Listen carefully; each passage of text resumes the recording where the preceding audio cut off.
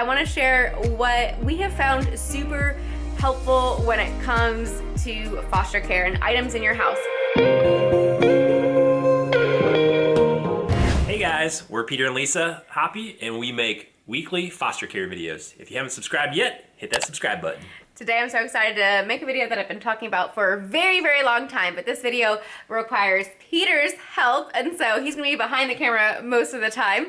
But yeah, I wanna share what we have found super helpful when it comes to foster care and items in your house. We're not talking about things that you need for your home study, like, you know, fire alarms, fire extinguishers, right, magnet locks, that kind of stuff. Yeah, we're talking about like practical things that as we got going, we found were super helpful. In our home, we have had 25 different kids from 0 to 17, and so we have definitely accrued a bunch of different things. Peter's face, we've come up with creative storage solutions, and also we have a lot of work to do. I had in my mind that this video was going to be like made at some point when the house was in pristine order, but it's not. But we're still going to take you around the house anyway, so come and join us.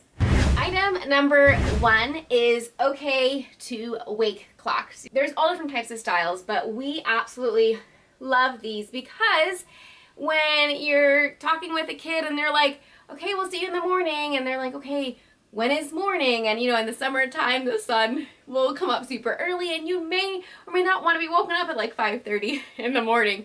And so what this does is you can set a schedule. You can set the time mode, and you can say, you know, what day is it? And then you can set whatever bedtime is. You can set up wake time for the weekend and weekday time, and then you can even set a sound mode. Like if you want it to make music when they wake up, you can have that. I've actually even used this. I don't look silly, but I've used this even for teens because it has white noise. And so, you know, this, if you push the blue button, it will make some noise. Oh, so soothing. You can go to sleep, okay? This one does the same thing with white noise. And I'm sure they have so many different options. These are just what we had started with. And it's really nice because we have had kids mostly, for the most part, respect the clock. We tell them it's blue at nighttime, and when you see it go yellow, that means you can wake up. And the noise will stop and it will turn yellow, and they know, oh, I can come downstairs now. Again, most of the time that has worked super, super well. And second thing is night lights. We absolutely love this kind. You can see that when it gets dark, then it will turn on. So it's automatic, so you don't have to remember to turn it on. We had a bunch of different kinds before, like some like fancy ones like Mickey Mouse and all these kind of things. But that one you had to turn it on manually, and we just kept forgetting to do it.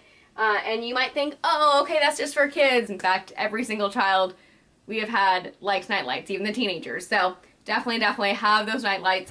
Okay, I was about to show you bedding stuff, but before I do, I wanted to point out this is an upgraded thing, so I'm not going to count this as one of our items, but as well with night lights, we had a child who really wanted the light on. And the light bulbs that we have in this room are daylight light bulbs. And so with that, it's going to wake you up. So Peter came up with a solution by using, is it Wise bulbs? Yeah, that's what we're using. We're using Wise smart bulbs, but I'm sure you can get different kinds of things. It works with his app. So right now, he has it on the brightest setting. I can't even look at it. And then with his phone, he can dim them.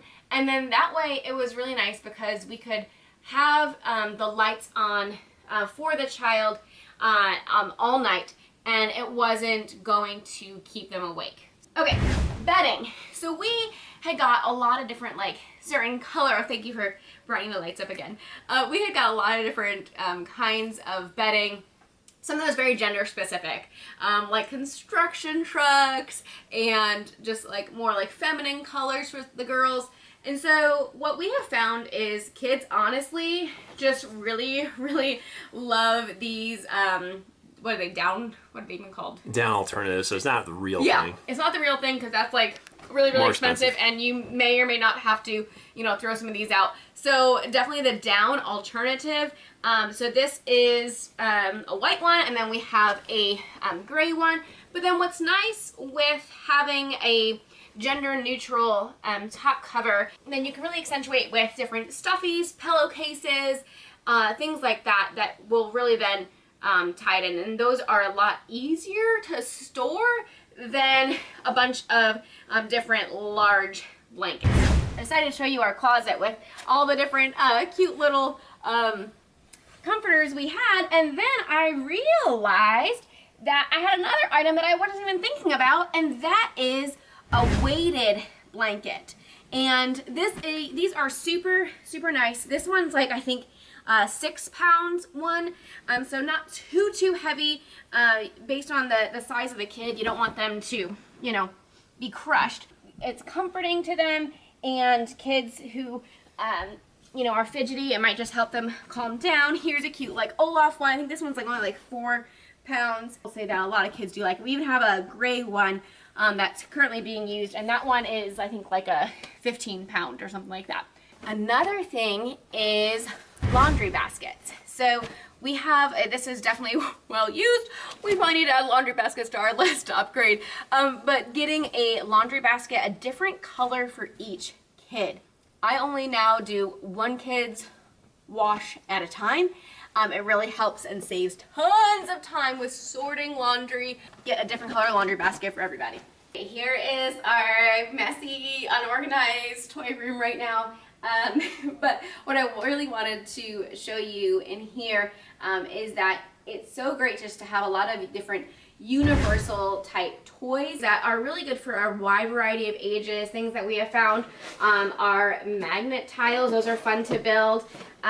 This is something I got at a garage sale, so definitely look for those garage sale finds, especially in the springtime. A marble run, a lot of different ages can enjoy that.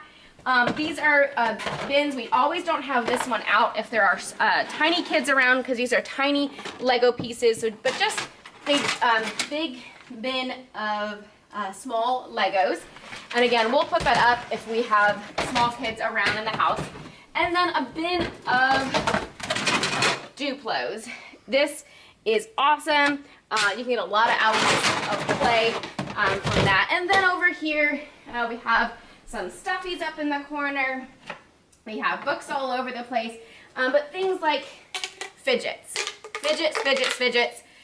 These are a fun one. There's things, you know, like poppets and the little bendy things. So definitely fidgets. I like this one, especially to have like a calm down corner in your house.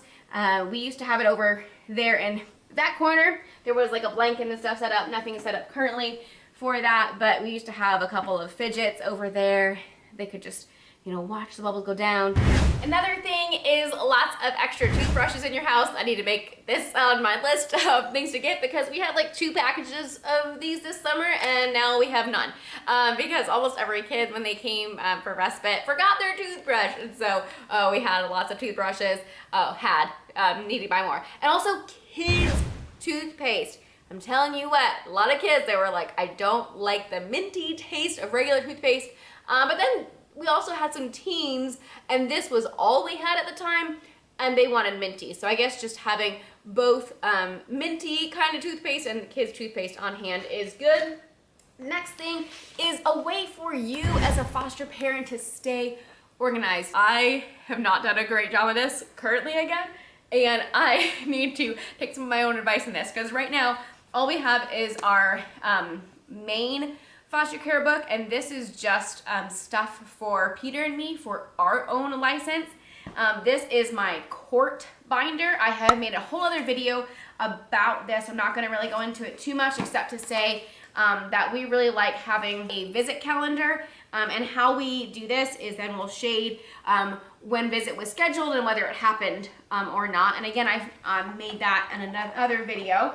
But I also like to normally have a binder for each kid in the home, just to put all of their important doctor note visits and all of that. Again, you're going to be sending that information on to the caseworker, but if it gets lost or whatever and different caseworkers change hands, it's good for you to have just a binder for each child in your home to keep all of their important documents organized.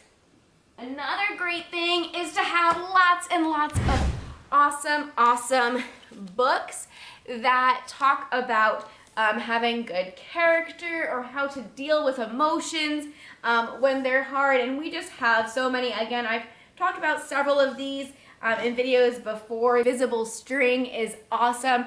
It talks about what to do when you are away from those that you love, which are many of the kids in foster care. They may, be away from parents and siblings even, friends, teachers from their old school. And so this is telling them that there's an invisible string that's attached to their heart. And that really resonates with, I would say, kids probably like 9 and younger. This is a great book, What Am I Feeling? It comes also with a chart that you can hang up, like a little poster. I love the Otter Bee books, Otter Be Kind. This is a good series of books.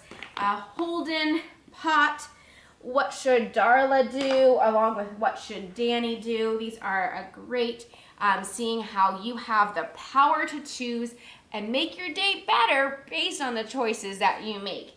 And so that is also awesome. These are books talking about disrespect and lying.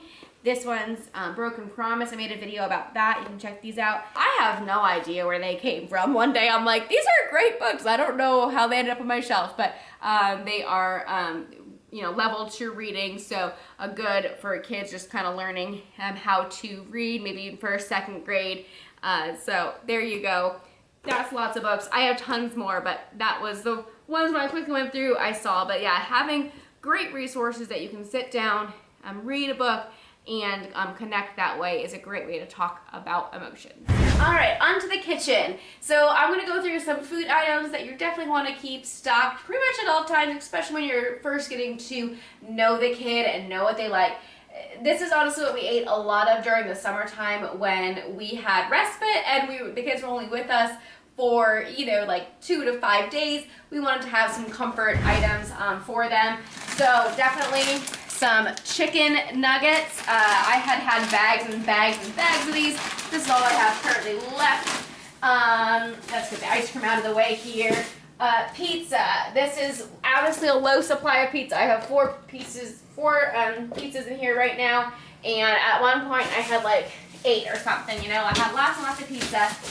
So that is always good to have on hand. Another thing to think about when a kid is coming is honestly, this is a little bit sparse right now. I haven't done like a big grocery trip in a little while.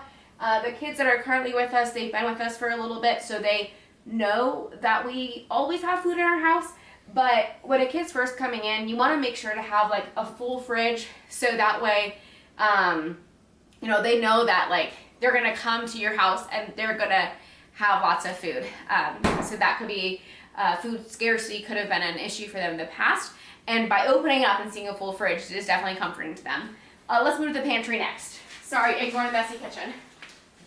Okay, so in here again is I actually just organized this a little bit ago, but you wouldn't be able to tell by looking at it. But just having lots and lots of snacks that they're gonna see and like, oh, I know what that is. So basically, yes, I'm talking about junk food. Now the problem is, you as foster parents can't always eat that diet. So Peter and I need to figure out sometimes some different, what we're eating. It was hard with respite because we were just eating with the kids and we had so many kids in and out. But now that we have a longer term placement, got to work on getting more of a balanced diet. Anything to add with that? I didn't realize we were doing that bad. I feel like I've not been eating near enough greens and everything. All right, let's head to the garage. Another thing is water bottles. I also got this one at a garage sale for like 50 cents. So we have a whole shelf up here of different water bottles. And so that way when a kid comes, we can start giving water bottles, making sure that they stay hydrated, and even when we're out and about. Now moving over here, we have an array of kids games. Inside we have a lot of games for Peter and me, but these are a lot of more of the kid games. So they can come out here and look through the different games. We have a bunch of different kind of smaller like card games like Spot It and things like that in here. Spot It was Animals was definitely a huge hit this summer when we were doing respite. Also, so was Monopoly and Clue.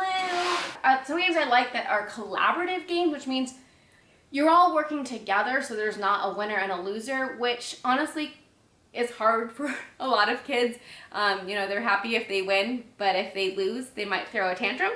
So one way you can prevent that is by doing a game that working together, like a collaborative game. I remember thinking it was a silly idea because I grew up very competitive and was like, someone was always the winner, right? But kids didn't care. You just have to pair it just a little bit differently. And so this is a collaborative game called My First Castle Panic. There's a Castle Panic for adults, and this is the kids version. Also, another collaborative game is Mickey and the Beanstalk, and this one you're trying to feed the village before the giant finds you, so that's a fun one. This was another collaborative game. I actually found it at Goodwill for like $3, and then I was really excited to find out it was a collaborative game, and that's a pretty cute one. I would say it's definitely good for younger kids. And then this one I also got at a garage sale, and this one I like because it's actually just a single player game, and it's actually for 8 to adult. So if your kids ever goes, I'm bored, this is a great game to get out and have them do some problem solving. Some games that we found work really great with teenagers and older kids that really like is Go Nuts for Donuts. Super cute game. It's for kids 8 and up, and so it's actually great. I don't know, kids as young as 5 have enjoyed this game all the way up to 17. Exploding Kittens. Oh, it's backwards. This is a really fun game. This one is a party pack, so you can play with up to 10 players. And Happy Salmon is a really fun kind of loud game. It only lasts 90 seconds, so it's nice when you're kind of, you know, don't have a lot of time. This is a great game to play. And it's great to have some active toys. It's actually raining outside right now, so I'm just gonna show you in our garage. So these wiggle bikes are really nice because it really doesn't matter what age or size someone is. We have bikes, but like these 2 bikes we had for the 2 girls that we had for over 2 years. And we got them at like garage sales, and like when, you know, we wanted to use them for other kids. Well, we had a lot of boys with us this summer, and they would ride the pink bike, but you kind of could tell they're like not so cool. So one time we reached out to our friend because we were having a kid with us for a week, and we reached out to them and they let us borrow their son's bike, and he was the same age and like size as him, so that was really nice.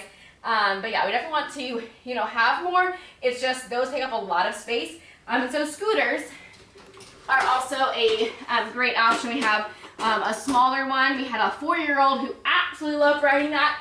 A larger one that even, you can ride this one, right, Peter? Yep. Yeah. And this one, we had like a 14-year-old, and she really enjoyed, you know, going on that one. So it's nice to have scooters because, again, they don't take as much space as bikes. And a trampoline is great. We have a small one, so only like 2 kids can be on it at a time. But it is nice to get out some energy that way. So definitely active things that when they go, I'm bored, you can be like, well, go outside and jump on the trampoline. Obviously, if the weather is nice, but it's nice to have those options. And then storage. So you are gonna acquire a bunch of different things as if you stay for foster parents for any length of time and have different ages of kids. Like in our attic right now, we have a bunch of baby stuff, but not like super baby. Like if we were to get anyone under 6 months, I definitely would need a couple of different things. But we are pretty much covered, I feel like, for any other age. So you have storage space, and that is not a requirement, because if you know a specific age that you want to do, you don't need that stuff. Or you know, we could have just got rid of it, gave it away, and then just got it again if we need it, which maybe that's what we should have done, but right now it's still being stored. But another great thing is when you have a child for so long, they're going to have maybe birthdays and you know, Christmas comes, or they'll get lots of different toys from their parents. And for us, we had kids for over 2 years, and it got to be so much stuff. And whatever was sent by their parents, we wanted to make sure it went back to them. Once that child is done using it, maybe it's something that even clothes that they outgrew, you still want to make sure it goes back to the bio family. And so because of that, it's great to have some storage boxes that you'll just be like, yep, this is the box I'm throwing everything in. And then eventually, every couple of months or so, give it back to the family. And then hopefully it won't be too much at reunification. Even for ours though, we had like so much stuff, we were just sending it. They're like, please stop sending. But at that point, it is up to them, and they know that we gave everything. And then they can they can sort out what they want to keep and throw away, because it might be something that the child's outgrown. But we just wanted to make sure that if the parent got it for that child, that it was going to go with that child. Okay, to the art closet. The last thing is some art supplies. And so with that, I'm going to actually have 2 different points. One is Kinetic Sand. Kinetic Sand, or like sensory bins, are so awesome. We have, our art table in our kitchen that's over tile floor that we use for crafts and things like that. Another thing then obviously is just art supplies, things like coloring books and colored pencils and markers. At one point we had the colored pencils and markers separate. Now they're together. But then we have a whole bin of crayons. This was something that Peter had worked on. He just got this at Walmart, and these bins kind of just fit perfectly here. And then down here are our coloring books. We have tons of coloring books. What we have found though is, more than coloring books, what kids really like is just plain sketchbooks. And then we just kept getting more and more coloring books, and they're hardly ever used. Again, they like just the blank books, but we have them here. We also have Play-Doh is super good. I guess with the Kinetic Sand, that's super good. I get that, or did your mom get that rack system for this? I think your mom might have. Peter thinks that the rack system, maybe my mom got. So if my mom got that, thank you, Mom. But I know my mom did send this. So this is something that I enjoyed as a kid, the perler beads, and just decorating those. And so we have had kids of all ages enjoy these. Why? So I will say like 4 and up, because younger, they don't put it in their mouth. So I think that's it as far as the tour goes all through the house. I hope that was super helpful for you. If there are any other things that you have found as a foster parent that are super helpful for any foster home to have, please leave it below in the comments. Let me know if this video helped you out, and if you would like to see other sorts of foster care video content. If you have a specific video idea, definitely leave it in the comment below as well. And I think that's good. Anything else, Peter? Nope. All right. Well, we'll see you in the next video. Bye, guys.